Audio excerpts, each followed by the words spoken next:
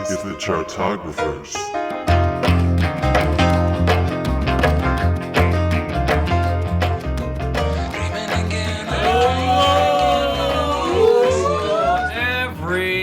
You are listening to the Chartographers, or I'm sorry, you're listening to the Chartographers, and we are talking about Bjork. It is Evan, it is Taran, it is our special guest Mikey. We are all here gathered around, and we are having a grand old time talking about everyone's favorite Icelandic snow nymph, Bjork. And guys, our ranking episode went better than I thought it could have gone. It was we were pretty agreeable. Yeah, I was expecting some flack. I was expecting some sass. Like, her breakup albums are like fucking. You have no idea, you asshole. Like, I didn't know what we were going into. But now we're in the Happy Hour Minisode. We're all a little bit relaxed. We're all feeling good. And now, most importantly, we get to talk about the favorite thing we talk about at the start of every Happy Hour Minisode, guys. What's the worst Bjork song? Hollow. Okay. Let's do, last three albums, and then we could do the rest. But yeah. Also Hollow, maybe Thunderbolt, depending on my mood. I'm not even fucking kidding. I'll defend Thunderbolt only because when she performs it live, she performs it with a fucking Tesla coil above her head that creates the lightning bolt creates the music to the song. And that's amazing. All right, that's badass. But that's not what I'm listening to on the album. So I am craving miracles, and I'm not getting it from the album. What's your pick, especially after the Lad Day albums? I think I have to say Features Creatures right now because it's like really like recent. It's on Utopia. I've been listening to it a lot, and I just can't get into it. I'll give you that for sure. It's down there for me. And I think that.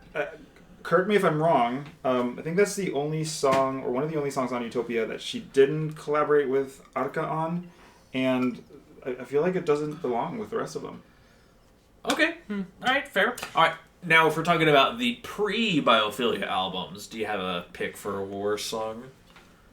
I say, as I don't really exactly know myself, but I'm looking at Medulla and Ancestors, and its ancestors. Continue. I mean, that's one where... For me, once you get before Biophilia, there's nothing that's like garbage. Uh-huh. It's just a matter of like, is it boring or not? Uh-huh.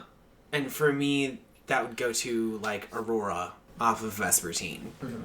But it's not like I don't hate Aurora. Right. It's just not great. I don't hate Pluto. I'm gonna bring up Hope again. Okay, Volta. fair. Does anybody remember what it sounds like? Nope. Because I don't. And you're the biggest Bjork fan of all time. So the fact that you don't know what that sounds like, that says something though. But because you're the biggest Bjork fan of all time, there's a lot we need to talk about.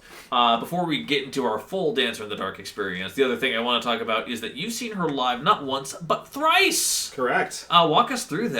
What were the tours? For the Volta tour, one for Biophilia, and then it wasn't really the Biophilia performances anymore, but the tour that she did after and like before she released Vulnicura. Okay. So she was just touring for touring's sake, yeah. Yeah. Amazing. She's amazing live. She sounds better live than she sounds on studio albums. Uh-huh. Like I was saying, the Biophilia, we said what we had to say about the Biophilia album, but the performances were incredible. She brought out all those crazy instruments that she had commissioned to be created for the specific album, like the Tesla coil. The musical Tesla coil. Yeah. Right. And performed songs off of Vespertine with those instruments. It was just beautiful. It was like a recital more than like a rock concert. Volta was definitely a rock concert. It was like get up and jump. She's singing. Well, I assume she opened with Earth Intruders or shit like that. Yeah, probably. Yeah. Okay. But brilliant live performance. All right, cool. I mean, we've seen some clips of her live where she seems to like transform her songs a lot, and she likes doing that too. Because I know that's one of the big things about Telegram. It wasn't just a remix album. It was like radical reinventions of a lot of the songs that she had on there. Which, honestly, I'd be surprised if she didn't completely reinvent her stuff live. Uh-huh. That's, just the vibe that I get from her. And she's so into the performance art aspect of everything. Her videos are so immaculately constructed. She knows exactly what she wants from them. There's a lot of, very intricate costumes happening. So, of course, she completely transforms her music live. Mm-hmm. She performs a lot of her B-sides live, which is awesome. That's some of the songs that she's performed live I didn't know of before until I heard them live, and then I found what single release were they on. So she knows how to put on a show with like surprises, and then also keep the fans pleased by performing "Army of Me" in every single one of her concerts. Yeah. Because some of you are expected. here just for that. She knows, she gets it. Yeah. I would still love to see her do Hyperbell at every one of her concerts, but that's my own thing. Here's the thing, like, if I went to a Bjork concert, even post fucking, Volcura and Utopia, I would, like, those songs that come up that I know, I would just be, like, losing my shit over. Yeah. Like, I would be all about that. Why can't she close out fucking Lollapalooza? Instead of Bruno Mars. Anyhow. Thoughts, ideas there. So, yeah, please, I mean, what, do you have, like, a favorite Bjork story? Do you have a favorite? I'm just, like, kind of curious, diving in. Well, also, wait, actually, before anything else, you've actually, with your own eyes, seen Drawing Restraint 9. Yes. That's an interesting Bjork story. Well, it's a Matthew Barney story. Yeah. But, do you like Matthew Barney? Well, I didn't really know much about Matthew Barney. He is actually, like, very highly regarded in the art world. Maybe even more so than Bjork is in the music world. Like, he is a name in contemporary art. And the fact that they were collaborating was just this amazing Seemed like a partnership. perfect union, almost, Yes, yeah. Completely. And the film, it's very long. The music you may have heard of if you listen to the soundtrack. It doesn't really have much of a story. It's about sailors on this, so like a Japanese whaling ship, and they're collecting blubber, and then they find this Icelandic nymph on an island, and they rescue her. Of course, it's Bjork. And then, so Matthew Barney happens to be on this boat too for whatever reason. After 2 hours of them lost in translation, traversing through the ship, they find each other in this tea ceremony. That's when the ship starts to drown. Starts to sink. So they start to drown. But at that moment, they decide that the only way they can survive is if they themselves turn into whales or some sea mammals. So they start ripping off the muscles from each other's bones, and they turn into sea creatures, and the movie ends. Oh! Yeah. Okay. Lovely. Uh-huh. Lovely. Well, on a much brighter note, one thing that we can talk about in terms of Bjork is that, unmistakably, she is a visual artist. And that's the thing, her music videos from the fucking get have been pretty great. Like, and even Taran was noting how we watched even the fucking Big Time Sensuality video, which is just her on the back of a truck driving through, I think, New York. Like, that's it. It's a single camera shot. You see the traffic on either side of her in buildings, so what have you. But the fact, it's 1993. She's got this, like, little, like, spiky pixie cut thing. Well, And no, she has like braided. the dozen little buns on her head, Yeah. and Yeah. she's wearing a crop top, tank, and bell bottoms, which I'm not going to say that she was the first person to wear this outfit, but that is the fucking 90s in a nutshell right there. Like, even more than, Definition. like, musical influence, which she obviously has done a lot of, like, her visuals have definitely also influenced, like, the fashion and art of the 90s and 2000s. Yeah. But then, of course, everyone knows It's Oh So Quiet, which is the Spike Jonze directed musical number, like that has, giant dancing things and, little mailboxes that come to life and her flying and doing backflips and umbrellas, like it's just wonderful and delightful. Which also, by the way, we didn't even talk about that. I didn't even realize that's a fucking cover, too. Like, Oh, yeah. that's the thing, Yes. yeah, I think it was... It's a jazz standard. Yeah, like, it was like Patty Hutton was someone else like that who, like, did it, like... And, like, in that original, like, 1950s recording, like, she's the same thing. You ring that bell, zang, Oh, boom. yeah. The growl is there. Well, and The honestly... screaming, yeah. The screaming's there. Well, and the arrangement isn't that different. Mm-hmm. She didn't, like, fully transform this song. It's just... It's so utterly different because it's just Bjork singing it. Right. Like, she didn't need to fuck with the background. That was fine. Uh-huh. But because her voice is so singular, it takes it to such a distinct place. Mm-hmm. But then again, like, she is constantly working with Michel Gondry and Spike Jonze and all these other just amazing video directors. And, like, that video for All Is Full of Love of these two robots being assembled and eventually, like, you know, making out with each other is, like, still a haunting piece of work. And I remember Death Cab for Cutie covered that on one of their EPs, too. Oh. Which is just, you imagine Ben Gibbard with his long, All is full of love. I mean, he wasn't That's that really bad, good. but, you know, it was kind of... Yeah, that's cool, that's fun. Other bands have attempted to cover some Bjork songs. I know that 30 Seconds to Mars did a cover to Hunter. Mm-hmm. It's kind of interesting. They changed the lyrics, how Scandinavian of me to how American of me. You know, fitting Okay. how to do it. I feel like there's another cover. Can't think of it right now. Yeah. Well, she's also pretty good about pimping out her covers a bit too, because I think it was a charity thing on One Little India one time. She did a remix album of Army of Me. So imagine, if you will, Army of Me, one of the most iconic, one of your favorite Bjork songs, but imagine 12 different versions of it across one album. And it was a charity thing, so I get that, but also it's just like, oh my god, okay, this needs to, can you not? If you wouldn't mind, please. She's also had just so many just weird, fun, delightful music videos. Honestly, it's a what was it? Shared Core, Mutual Core off of Biophilia. This video where she's like sitting there and like conjuring rock creatures out of the sand that yeah. she's like waist deep into, and then They're, as like, the like kissing with industrial platonic moments tapes, are yeah. happening, there's like lava bursting, and it almost looks like the Detroit stone, where it's just like layers of car paint that's been like slowly eroded over time, so it looks like a natural stone. Like, she definitely used that image where it's just like, it looks like rocks, but then inside as it breaks open, it's just like layers of color. Yeah. Oh, and we also, before we started taping, we watched the Pagan Poetry video, so we know what digital cum looks like. So that was... that was real cum. Oh, yeah, exactly. That was definitely...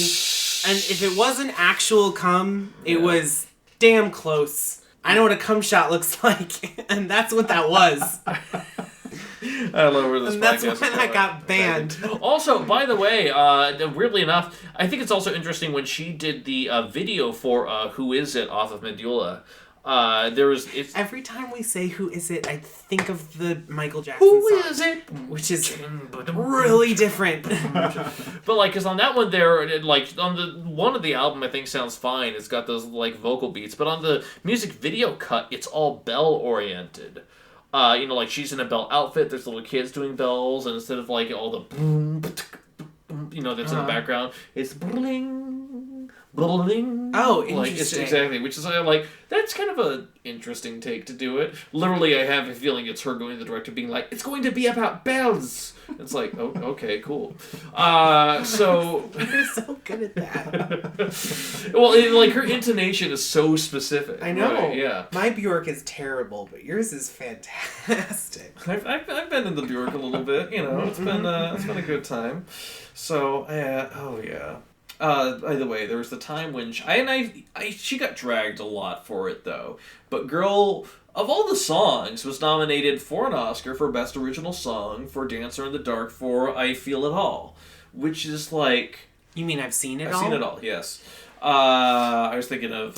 yeah. Well, I think that in the course of the film, that's the most emotionally arresting moment. On the album, less so. Right. But, I mean, I guess I get that. Yeah. But then she got flack for the frickin' swan dress. Well, the swan dress. I mean, her performance, and like, again, Bjork's a great live performer. Her performance during that Oscar ceremony was not her best. You know, she's kind of... There's a weird nervousness but to there's her. kind of a trend of that. Yeah. Great performers get on the Oscars and choke. Like because when it's- Counting Crows did Accidentally in Love from Shrek 2 during the Shut Oscars. the fuck up. But she's wearing the swan dress that she's wearing on the cover of Vespertine, which I don't know. I feel like she should be forgiven for it. She knew what she was doing. It wasn't a beautiful dress to wear to the Oscars, but I don't hate it was it. marketing. Yeah. I don't hate it. Yeah. As, you know, especially knowing Bjork as the artist she is now, I'm sure, you know, hindsight is 20/20, but like, that's Also, far from the weirdest thing she's done in public. She had little egg props that she was like leaving in the red carpet. That's beautiful. That's so Really? cute. Oh, that's amazing. I personally feel like when Gaga came into was it the VMAs that she came In that egg, Yeah, yeah. I was like, well, I think we've seen something like this before. Yeah. You're just Well, allowed to do it yeah. because you're Lady Gaga. I think it's interesting also, though, that, I mean, you came here to this podcast because, A, we love you and you're wonderful. I love you. Also, just stop. But most importantly, though, you also came at a high recommendation from a dear friend of ours, Jericho Blue, who I'm here, apparently you know. And the thing is that he is obviously a big Madonna fan, and it's interesting that there is that one weird time when Bjork and Madonna met. Off of that one fucking weird song off of Bedtime Stories. Bedtime Story. Bedtime Story, right, exactly. And it's just interesting because, like, Madonna's so clearly going off of the Bjork lead vocal on the track. You know, like, it's like Madonna's doing a Bjork song, I guess, now. Okay, that's cool. Like, It's always so weird when you hear a song and you're like, oh, I can tell that you worked with a demo vocal of this artist. Right. and that demo vocal was done by Sia. Right, like, you know, that's... I mean, that's the most common example in today's day and age, but... Yeah. And it's just, like, weird because, like, I know Madonna was always looking for hot new songwriters and producers and talent there, but it's just, like, went to Bjork. It's like, okay. And then they did the fucking music video for it, which was a Mark Romanek thing. It was just weird as hell. But, yeah, what do you think of the Madonna song, Mikey? I actually really like that song. Mm-hmm. I know that Bjork has mentioned that she didn't know she was writing a song for Madonna. She was, collaborating with a producer. I don't know if we know who, but they put this song together, and then it ended up on Madonna's album. Mm-hmm. I believe Madonna changed some of the lyrics, and Bjork wasn't very happy about that. So there was kind of like this very subtle feud of like, I didn't write for you, stop saying that. And Madonna being like, this is a Bjork song, as you can tell. Mm-hmm. It's a good song. Now, you talked about the demographic for a Bjork fan being Mexican gay man. Correct. As well. So I'm just curious about your personal journey with Bjork, because you said you came onto her around 1998 or so. Where were you? What happened? What was your pop music experience, pre and post Bjork? So, Post was the first album of Bjork's that I ever owned, but I owned it after it came out, years after it came out. I think during the Vespertine era is when I started listening to Post. And I didn't really listen to the albums in order. Medulla came out when I was really first starting to get into her, or was the first new album to come out after I was getting into her. Mm-hmm. Post and Homogenic were the first things that I listened to. I was in architecture school. I loved listening to Pluto while I was working on my drafting assignments. Good architecture maybe music. That's why, yeah, exactly. It gets you pumped up. You won't fall asleep. You'll get your job done.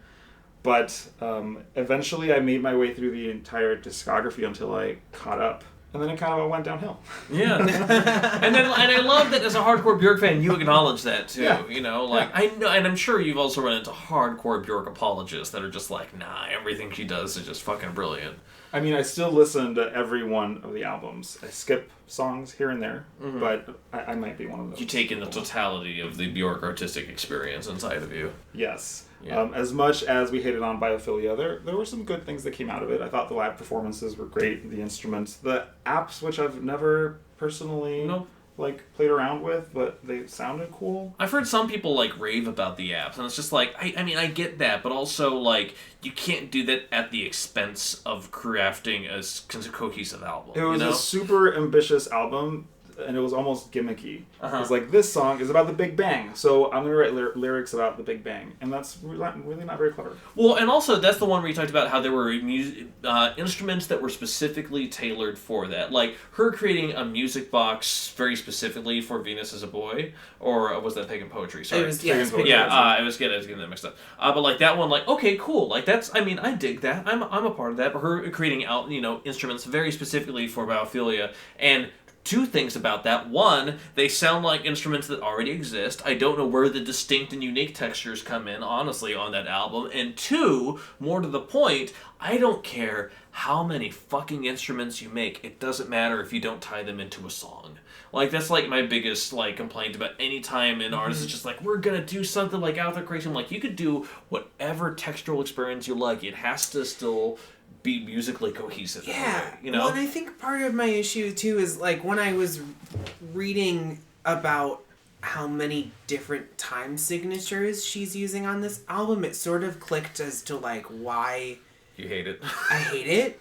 And it's not because I'm against using unconventional time signatures. Some of my favorite songs are in 7/4. But when every song is a different time signature, seemingly just for the sake of being different, that's when you lose, like, I think that's the problem with biophilia, is that it's a lot of choices where she's just like, I want to make art. I'm going to break all the conventions of traditional music. I'm going to invent my own instruments. They're going to have an app released along with every song so you can fuck around with it yourself. And it's like, okay, cool, but like, those things are only good and interesting if you have like an enjoyable place to start from. If you start with weirdness and the weirdness is supposed to be cool because there's all this other shit along with it, then it's just a big crumbling mess of quote-unquote art. Now, you say you were, when you went into Bjork, you went into Bjork hard, right, Mikey? Yes. Okay, so does that mean you went full Sugarcubes? I have listened to all the Sugarcubes albums. Is there any takeaways? I think some of their songs are great. I was recently rewatching the video for Hit. Not Hit, Mama. And there, I don't remember right now, but there was a lyric, some of the lyrics in the song that she used later in like her own music. So she definitely acknowledges her past. Hit is great. Birthday is beautiful. Yeah, Birthday is honestly one of the better songs off there. Even though that album really feels Americanized to a surprising degree. Like, it sounds like college radio in the late 80s. Well, right. Yeah. As you said while we were listening to it, it's like B-52s meets... REM, no doubt. Yeah, Kinda, it's sorta, like, yeah. it's very much like the big bands of the moment, all of these styles, like, they were trying to make pop music, which I think is part of why Birthday is so incredible, is because it is very much that, like, late 80s traditional rock, and then you get to that chorus, and it's just so ridiculously unhinged. That's one of those things where I'm like, again... Maybe she wasn't the first person to do something like that, but her vocal stylings are like, you hear that all over the Alanis Morissettes and like the Tori Amoses, like the Lilith Fair wave of like female 90s rockers are that very distinct 90s vocal started with Bjork. I know. Well, then again, you know what I meant. I know exactly. I do know exactly what you meant, though. But I also feel like because like I keep forgetting that debut and post both went platinum, because like her hits were minor, but they were like for those that found it, it was like the critic circles, it was the tastemakers, it was the indie heads, like those people that were all about it. Right. I mean, I feel like she's a lot like many of the other artists we've done in that way. Specifically, I'm thinking of Talking Heads, and that, they may not have been massively commercially successful, but they still, like, their songs charted in the top 20, and people who heard it were like, what the fuck is this? Not everyone bought it, but everyone who bought it recorded an album inspired by it. Yeah, I thought I had a better point to say about that, but yeah, no, it was really good. It's alright, it's the happy hour. I know, it's okay, guys. It's okay. I'm going to edit out all the times that sounded stupid, which will make this happy hour about 3 minutes long. It's going to be really, really solid. Yeah, I don't know. I think that's... I mean, I feel like... It's one of those things I feel like I have something... Oh, what's that one song off of the... And you might know this, too. Off of Life's Too Good, the Sugarcubes one, about the naked fucking whatever type thing. Do you remember that one? Oh my god, do you have it? Oh, I can pull it up. It was that one song... Okay. It was like... Where she's like... Oh, there's a naked man in my apartment! What are you doing here? Do you not remember that? I don't think I know this song. Oh my god, I think it was so a song called like funny. Totally Naked Fucking. Or Fucking in Rhythm. Yeah. And something. Yeah. And I just remember like hearing like, oh, I came home with this naked man in my apartment. Girl, you need to call someone. That ain't cool. Legit. Right, because it sounds like she's like freaking out but kind of into it. Yeah. And then it just like devolves into this like proto ska. Yeah.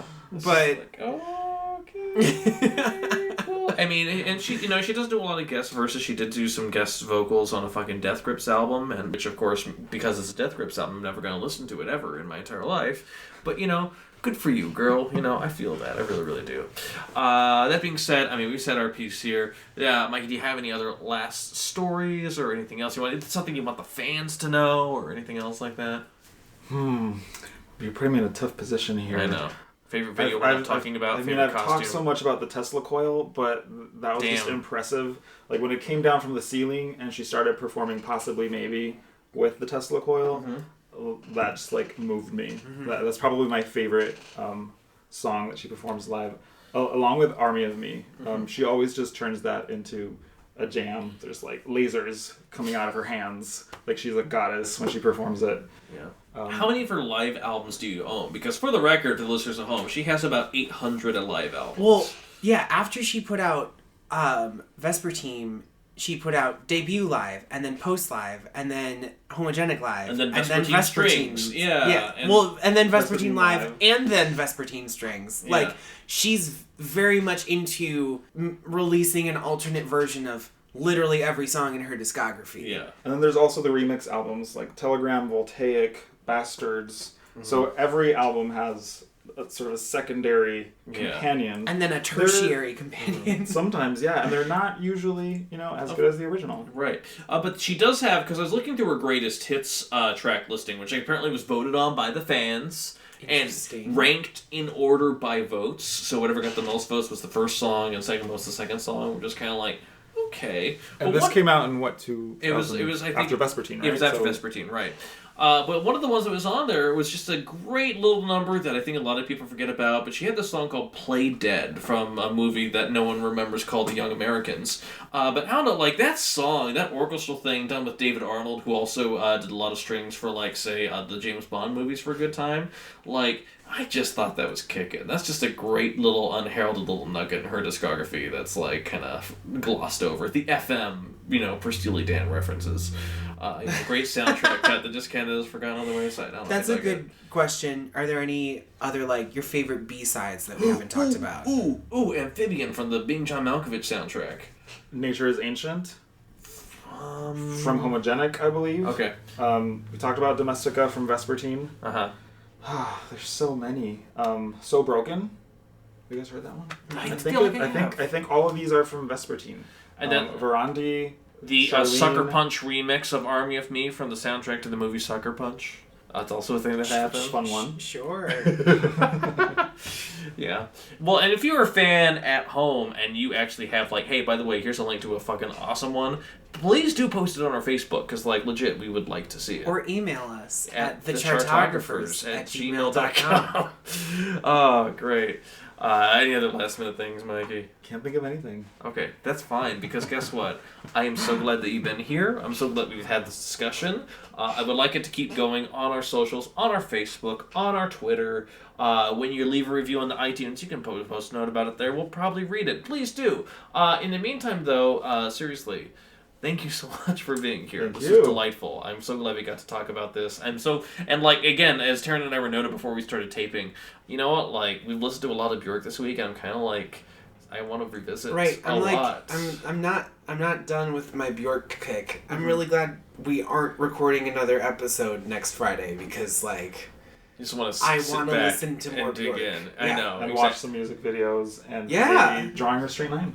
Yeah. Or no. no. No. Okay, listen. Probably not we that. all have our limits, okay? I'm telling you that. You've told me enough. Yeah. I have, actually. I might, like, watch the trailer or something just to, like, get the visuals, but I'm alright. That should be enough. Yeah. I'm going to go home and watch Dancer in the Dark and fall asleep. Oh, good. Also, You're gonna fall asleep to Dancer in the Dark? I'm so that sounds surprised. fucking awful. Wait. Remember that time that you showed Jericho, former guest Jericho from our Madonna episode, Dancer in the Dark? I will never live that down. Yeah, because when I posted on Facebook during the week, I said, just show Taran Dancer in the Dark. It's going about as well as you expected.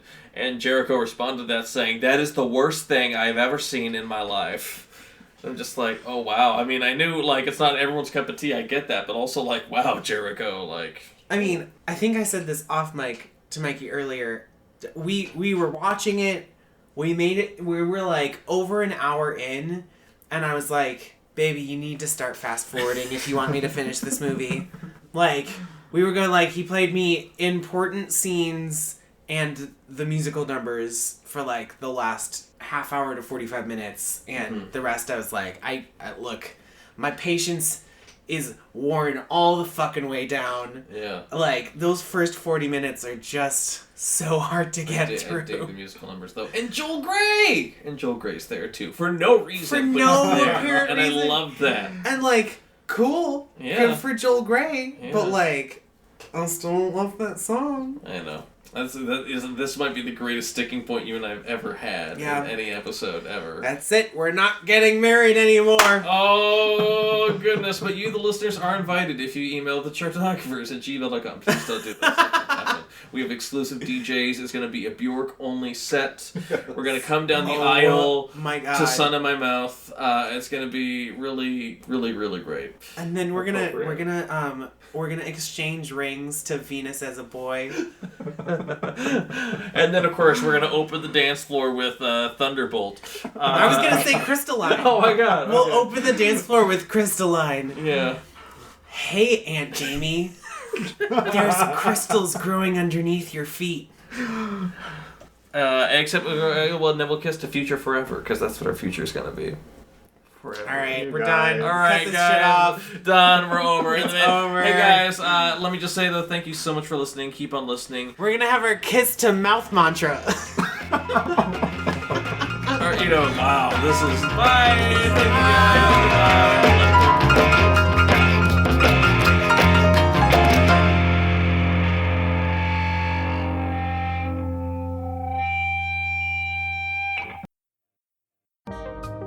Welcome to the Reviewniverse promo! The Reviewniverse with Chris and Steve is a podcast about two men who are hired to review everything in the universe. We're stuck in a tiny room together filled with pneumatic tubes while two shadowy figures dictate what we have to review next. Anything from pizza To pop stars. to the entire state of Wisconsin. A new episode every Thursday wherever you get your podcasts. We give this promo a 100 out of 100.